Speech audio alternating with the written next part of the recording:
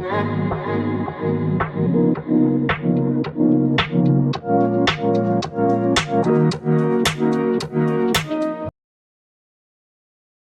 to the Deep Dive. We're here to sort of decode the whispers from the commodity markets. It's like this hidden language almost, dictating the prices of, the fresh stuff we see every day. Today we're really plunging into that world because understanding these shifts, it gives you a real edge. Doesn't matter if you're prepping for a meeting, looking into a new field, or maybe you're just really curious about how things work. Our mission really is to cut through all the noise. We want to pull out the key knowledge, the important insights from the latest market data. Specifically, we're zoning in on 2 weeks, the ones ending June 7th and June 14th, 2025. The goal is to give you a shortcut, basically, to being genuinely well-informed about what's actually moving in fresh produce. That's absolutely right. We're digging into the commodity market fluctuations, June 2025 price analysis. And it's not just about what happened with the prices, but getting into the why. What's behind these moves and what could it all mean for the market more broadly? Okay, let's get into it then. We should probably start by looking back at that first week, the one ending June 7th. Saw some pretty big shifts right away. Top of the list for price increases, local red cabbage jumped a sharp 20%. Pushed its average price up to just over $1,050 per kilogram. Yeah, and what's really insightful there, it's probably not just general demand. We might be seeing specific bottlenecks. Could be localized weather hitting some smaller farms, maybe. Yeah. Or even, a sudden food trend pops up. It makes that price jump less about overall scarcity and more about localized distribution challenges, perhaps. It's that classic supply-demand squeeze, really, but with a very local flavor. Right, and we saw a similar thing, a strong upward trend across the sweet pepper family, too. Local red sweet pepper prices, they jumped over 18%, averaging around $700 a kilo. Local yellow sweet pepper was right behind it, nearly 17% increase, also around $710. Close, yeah.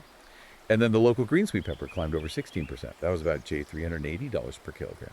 If we try and, connect that to the bigger picture, that surge in red peppers, it probably reflects a strong consumer preference for that high-quality, colorful produce.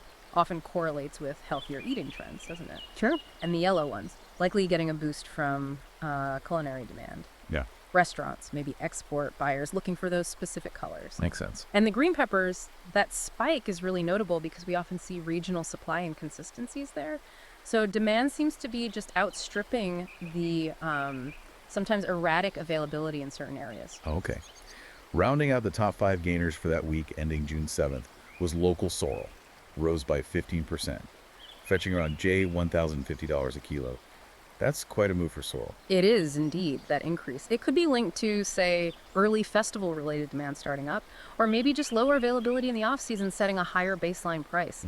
It's a strong sign that those seasonal patterns, they can kick in much earlier than people expect sometimes. Catches the market off guard. So those were the big climbers. But it wasn't all upwards, was it? While some things were hitting new highs, others were definitely facing some headwinds. Let's look at the biggest price drops for that same week. Imported romaine lettuce, that had the biggest fall, down a full 20%. Wow. Average price around $990 per kilogram. Yeah, that 20% drop, it strongly suggests an oversupply, doesn't it? Too much imported leafy greens hitting the market at once. It also kind of raises a question about consumer interest maybe waning, for imported types at those higher prices. Maybe people are shifting to local if it's available and competitive. Interesting point. Then, imported broccoli prices also dipped, over 9% down. Settled around $2,290 per kilogram.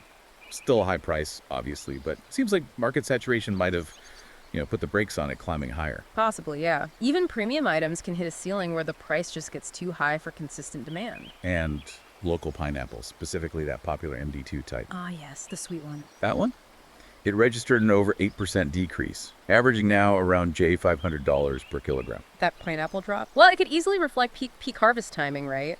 Suddenly, higher volumes flood the market. Classic case of abundance just temporarily outweighing the demand. Okay. And maybe a similar seasonal thing, a glut, or perhaps even less demand because of, say, rainy weather.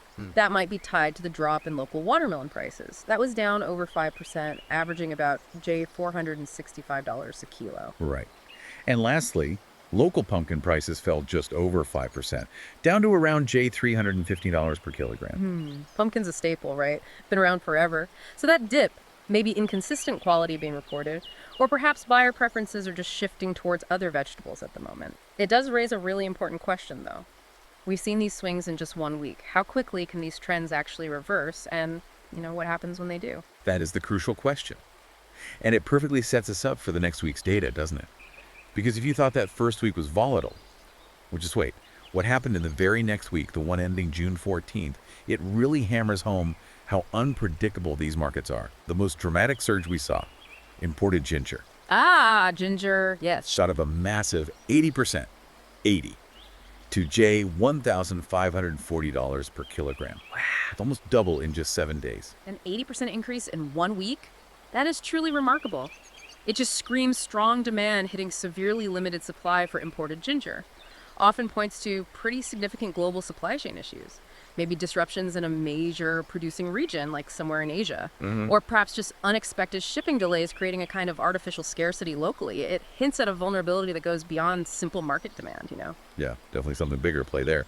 Meanwhile, local green sweet pepper kept climbing, continued its strong upward momentum, up over 26% more, reaching just over $409 per kilo. Still going strong then. And both the greenhouse-grown sweet peppers, red and yellow, they also saw a big jump, 21.53% increase for both. Okay. Red reached nearly $190, and yellow at $1,220 per kilogram. So the sweet peppers continuing that climb, especially the greenhouse ones, that's a really strong narrative here. Greenhouse often means a more consistent supply, right? Yeah. Maybe seen as more premium. And that caters really well to specific high-demand sectors like tourism and hospitality. Ah, okay. So it highlights how different industries, not just us individuals buying groceries, can really drive specific commodity prices, especially when they need consistent quality. Now, here's that fascinating flip you were hinting at earlier. Remember how imported romaine lettuce dropped so sharply the week before? Yes, the 20% drop. Well, this week, local romaine lettuce prices are actually on the rise, increased by over 14%, up to about $780 per kilogram. No, that is fascinating, that direct contrast. It really suggests that local factors, seasonality, regional supply differences, they're overriding the trends we saw with the imported stuff. Yeah. It's a powerful reminder that origin, where it comes from, really matters in these markets. Yeah. Consumers are clearly shifting preference, or maybe just relying more heavily on local supply when the imported options get volatile or maybe less appealing. So, switching gears to the decreases for the week ending June 14th, remember red cabbage? Top gainer the week before. Yes, the 20% jump. Well, this week it took a hard hit. A sharp 33.33% price drop. Third. Wow. Up to around $11,170 per kilogram. Yeah. A complete reversal shows how quickly things can change. Absolutely. That steep decline screams market oversupply for red cabbage. It perfectly shows how an item can go from being premium because it's scarce to suddenly dropping in price because of abundance. Often happens when new harvests suddenly come online, or maybe a glut just hits the distribution channels all at once. It's a really tough market for producers to navigate that kind of swing. Definitely. Imported broccoli continued its downward trend too, another 8% dip roughly, down to around $2,120 per kilogram.